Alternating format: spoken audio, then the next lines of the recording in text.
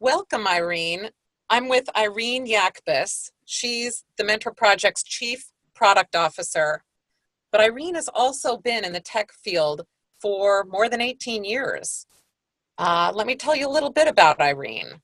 She earned her Bachelor of Science in Aerospace Engineering from the University of Virginia. She has a master's degree in technical management from Johns Hopkins University.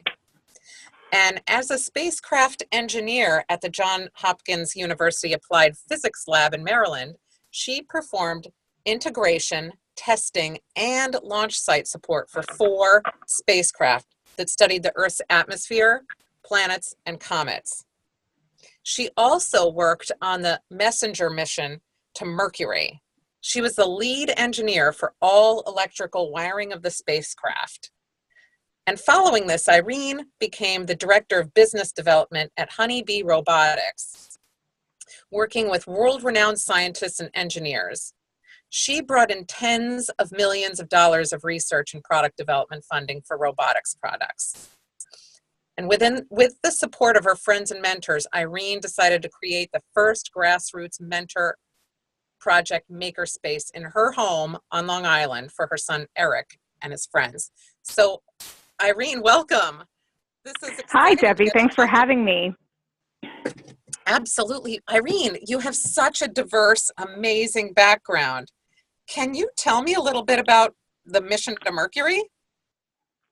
Sure. So it was a mission that was launched in 2004, and because Mercury is really far away, it got to Mercury in 2011. It was doing some observations from orbit, so it could really be able to tell, what is this planet made of? What is the magnetic field like? Did you know that there's actually ice on the poles of the moon? Who would have thought of Mercury? Who would have thought that there would be water on a planet like Mercury that is so close to the sun that electronics can barely survive near there? So even though the mission launched in 2004, it was many, many years in the making, just like any NASA spacecraft. Some of these take 10 to 15 years to develop. So, in my role, I was responsible for all of the wiring between all of the different electronics on the spacecraft. Basically, the things that make the spacecraft able to take scientific measurements, provide power from the solar arrays, and really just have the ability to move the spacecraft so that it will be able to make the right observations. So all of those electronics boxes needed to be connected by wires that were absolutely not going to fail. So, a big part of my job was to make sure that everything was going to be perfect, and there was lots of backup planning with that. After I completed the wiring design, I was responsible for integrating and testing the spacecraft. And I was actually there at the test console on the day that it launched as well. That was a very, very proud moment for me after working on the mission for about 3.5 years. Wow, that must have been amazing. What was it like to be at the launch? Well, that launch was actually, I was remote. So I was in the Mission Operations Center, which was at the Applied Physics Laboratory in Maryland, where I was working at the time. However, I have been to other actual launch sites many times for doing on-site integration and testing, but for one spacecraft, which was called the timed spacecraft, to look at the Earth's atmosphere, I was actually there at Vandenberg Air Force Base in California the day that it launched. And after I pressed the final button at the console, I ran up the stairs to the roof of the building and watched as the rocket went way over my head and on into Earth orbit. That was an experience that I will absolutely never forget. That is so cool. I Wow, think I so can't too. even imagine. That's awesome. Yeah. Did you always want to be an engineer? No, I don't think so. I was always interested in space. Honestly, I don't think I even knew what an engineer was. for quite a while. Childhood dream, of course, was to be an astronaut, but at the time, I thought that there wasn't really a chance for me to do something like that because I have really bad vision and also because I get car sick in a regular car. So being an astronaut, dealing with that kind of environment would be very difficult for someone like me. But when I was in high school, I went to see a panel at Cooper Union, which is a college in New York, called Women in Engineering. So there were representatives who were female from all different engineering fields. And there was this one woman who described herself as an aerospace engineer. And I was like, what? I didn't even know that sort of thing existed. So she talks basically about how she was enabling all kinds of amazing things in space science and technology. And from then on, I decided that I wanted my college major to be aerospace engineering. And after I finished college, I was able to get a job in the field. So not something that I always knew that I wanted, but definitely something that I grew into understanding that I wanted to check out. Wow, I think it's amazing that you had that one panel and then decided that that's what you wanted to do. That's really a powerful moment in your life. Well, that's the power of mentoring, really. I mean, that woman probably doesn't even realize that in that moment, she was a mentor who changed the direction of my life. That's really cool. What was it like being a woman in an engineering field?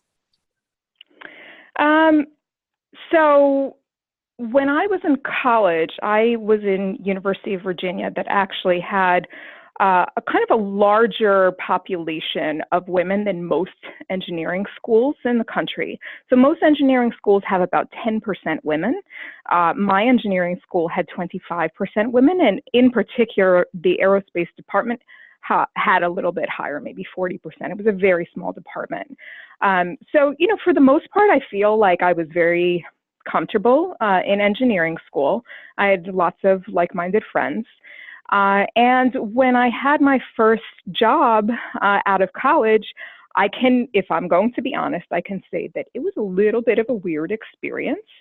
I remember going into meetings where I was a young, fresh out female in a room with 20 plus Caucasian male gray-haired guys. So I definitely stood out. I kind of tried to lay low.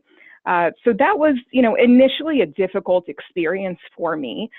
When I moved on to my next job at a small robotics company in New York, I was, there were also a lot of guys, but they were closer to my age. There were some women as well.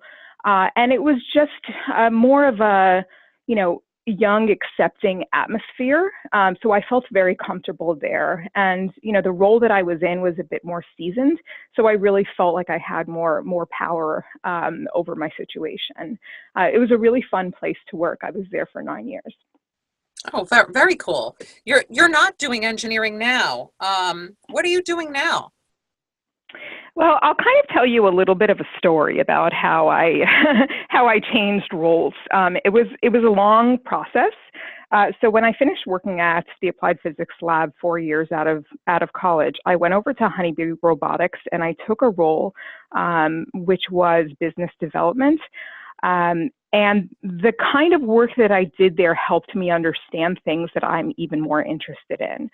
So as part of my job at Honeybee Robotics, I was writing proposals, mostly to the US government, to NASA, the Department of Defense, the Department of Energy, et cetera, with ideas for projects that we could do for them that could really solve complicated problems.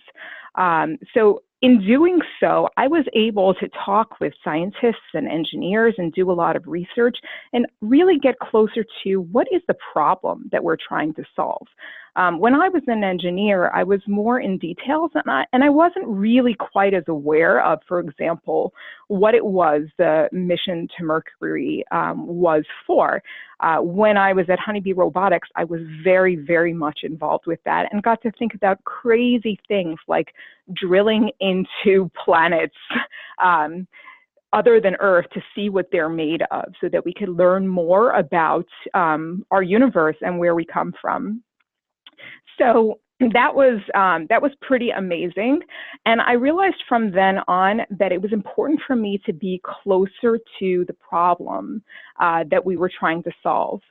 So after that, I actually moved into a completely different field and in digital and internet field.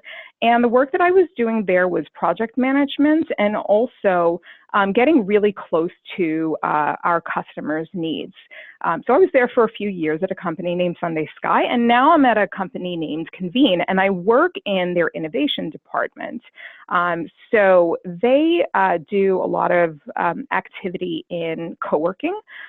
So actually a lot of it has to do with social science in a way. How do people interact in spaces, and how can we use technology to really impact their everyday life?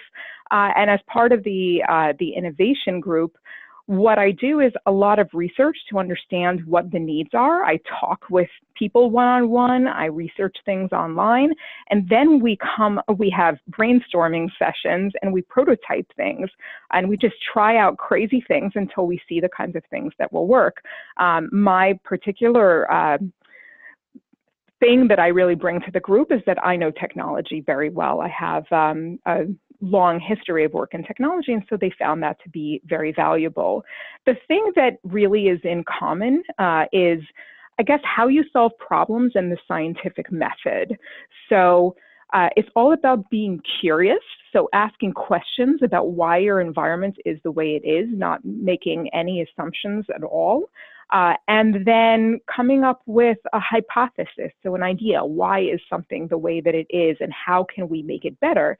And then building something and testing it out and then seeing it roll out into the real world. So it's very, very different from where I first started, but also very gratifying, and I use a lot of the same skills. So your engineering background does influence what you do now. Is that right? To some extent, I would say that really everything that I have done has, in one way or another, built up to who I am today. And I can even say, when I was studying to be an engineer, everything that I studied up until college, a lot of that really influenced what I was able to learn. So just as an example, I tell my kids all the time, they are 10 and 13 years old, that everything that they are learning in math from the time that they are pretty young, from first and second grade, builds on one another to more and more complicated kinds of math problems. And when I was in engineering school, almost all of the work that I did was math, and physics, and chemistry, in all different kinds of engineering subjects. Wow, it was so important for me to have that strong math background. So I guess the idea is that, make sure that you realize that what seems difficult or hard to understand right now, that you really take it into your hands and really try and excel, because it will help you further down the line. That's some really good advice for kids. You really did take math to a whole new level and have been using Yeah, it but the in funny different thing ways. is, in my actual engineering role, I wasn't doing very much math. It was really more while I was in college. But it's funny, now I help my son out with his more, complicated math problems. And it actually feels like a lot of fun to me right now. It's kind of like solving little problems. Irene, it has been such a pleasure talking with you and learning from you. I hope that you'll take some time, if people have questions about what you do and about aerospace and robotics, if they can reach out to you and ask a question, if you'd be comfortable answering questions.